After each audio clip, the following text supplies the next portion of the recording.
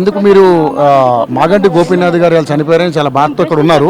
But మీరు Congress party వారి వల్లనే ఇలా జరిగిందని చెప్పేసి మీరు మాట్లాడుతూ ఉన్నారు. బాబా ఫసీయుద్దీన్ ఇప్పుడు ఆల్రెడీ కాంగ్రెస్ పార్టీలో ఉన్నారు. వాళ్ళ అన్నగారు అయినటువంటి సర్దారు ఈయనకి ఎవరైతే చనిపోయిన మన గోపీనాథ్ గారికి బాగా క్లోజ్ కాబట్టి ఏంటి అసలు ఏం జరిగింది?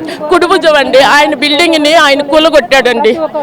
కాంగ్రెస్ పార్టీ బాబా ఫసీయుద్దీన్ గారు బాగా వేధిస్తున్నారంట, టార్చర్ పెడతారు, డబ్బులు ఇయ్యి అనేసి బాగా టార్చర్ పెట్టాడు. ఆ వేధింపులు తట్టుకోలేక ఆయన పైన నుండి దూకేసేసారు, చనిపోయారు. ఆయన చనిపోయిన టెన్షన్ లోనే సార్ పోవటం చాలా పెద్ద దిక్కును కోల్పోయినట్టు అయిందయ్యా ప్రజలందరికీ, జూబ్లీహిల్స్ ప్రజలందరికీ. ఇప్పుడు వాళ్ళంతా బాధపడుతున్నారు ఏంటి ప్రజలంతా, కానీ ఆ కుటుంబానికి మేమంతా అండగా ఉంటాం. మాగంటి గోపీనాథ్ గారి కుటుంబానికి మేము ప్రజలందరం అండగా ఉంటాం అంతే. ఇంకా ఆయనకి మేము విన్నవించాము, మాకు న్యాయం చేయండి, ఏది మాకు ఏమి గొడవలు ఏమి వద్దు, మాకు న్యాయం చేయమని అడుగుతున్నారు వాళ్ళు అందరూ అంతే. నేను మాట్లాడలేదు కేటీఆర్కి న్యాయం చేయాలి, వాళ్ళని శిక్షించాలి వీళ్ళని శిక్షించాలి అని కాదు, బోడబండకు న్యాయం చేయండి అంతే. ఇంకా వాళ్ళని వీళ్ళని అది చేయాలని ఏం మేము కోరుకోవట్లేదు, అందరికి న్యాయంగా పోవాలి. సర్దార్ గారు మా ఎమ్మెల్యే అన్నకు న్యాయంగా పోవడమే అలవాటు. న్యాయంగా మేమందరం కుటుంబానికి అందరం అండగా ఉంటాం, అండగా ఉంటాం. మేము అన్న ఫ్యామిలీకి అందరూ అండగా ఉంటాం ఎప్పటికీ. ఫ్యామిలీకి మేము అండగా ఉంటాము. మేము ఎవరిని శిక్షించమని చెప్పము, కానీ ఏదున్నా కానీ మాకు న్యాయంగా జరగాలని చెప్తున్నాము. ఎవరిని శిక్షించాలని మేము చెప్పము. మా ఎమ్మెల్యే గారు, మా నాయకుడు మాకు నేర్పించిన రెస్పెక్ట్ ఇది. మేము ఎవరిని కూడా బాధ పెట్టము, కాకపోతే మమ్మల్ని బాధ పెట్టద్దు ఎవరు.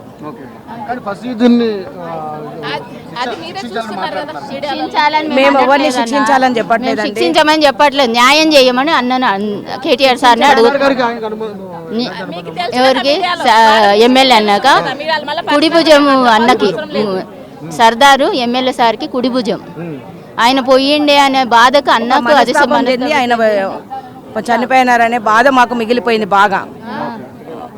ఆయన మనస్తాపం చెంది చనిపోయారనే ఒక బాధ మాకు మిగిలిపోయింది. కానీ ఇలాంటి నాయకుడు మళ్ళీ రాడండి. మంచి నాయకుడిని కోల్పోయాం మేము. ఇలాంటి నాయకుడు ఇంకెప్పుడు దొరకనండి ఎవరికి. మేము ఆయన ఇన్ఛార్జ్గా ఉన్నప్పటి నుంచి నేను అన్నగారు ఎంబడి ఉన్నాను. అలాంటి నాయకుడు మనకు దొరకడండి. చాలా మంచి నాయకుడు అండి, కానీ అందరికీ రెస్పెక్ట్. ఎవరిని సతాయించాలని కానీ ఇలాంటి గొడవలు చేయమని కానీ మా ఎమ్మెల్యే గారు ఎప్పుడు మాకు చెప్పలేదండి. ఏదున్నా కానీ సామరస్యంతో సర్దుకోవాలని చెప్పేవాళ్ళండి మాకు. మొత్తం మహిళలందరూ కూడా బోరబండకు సంబంధించి పెద్ద ఎత్తున ఇక్కడ రావడం జరిగింది. వారు ఏదైతే మాగంటి గోపీనాథ్ గారి మరణాన్ని తట్టుకోలేక అందరూ కూడా బాధాతప్త హృదయాలతో ఇక్కడ బాధపడుతున్నటువంటి పరిస్థితి మనం చూస్తూ ఉన్నాం.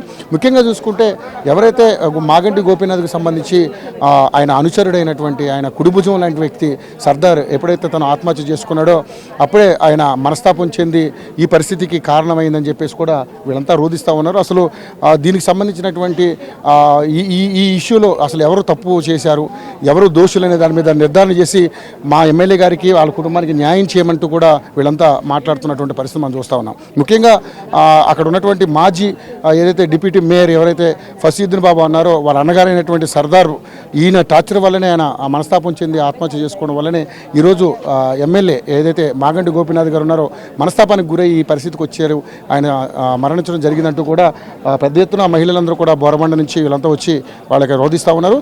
సో ఏదైనా ఆ కుటుంబానికి మేము అండగా ఉంటాం, ఆ కుటుంబానికి అన్ని రకాలుగా మేము ఆదుకుంటామని చెప్పేసి కూడా వీళ్ళు సపోర్ట్గా ఇక్కడికి వచ్చి కూర్చోవడం జరిగింది. ఇప్పుడే కేటీఆర్ గారిని కూడా మేము వాళ్ళ న్యాయం జరిగేలా చూడనట్టు కూడా వీళ్ళందరూ వినిపించుకుంటున్నారు. సో చూద్దాం ఏం జరగబోతుంది. Over to studio.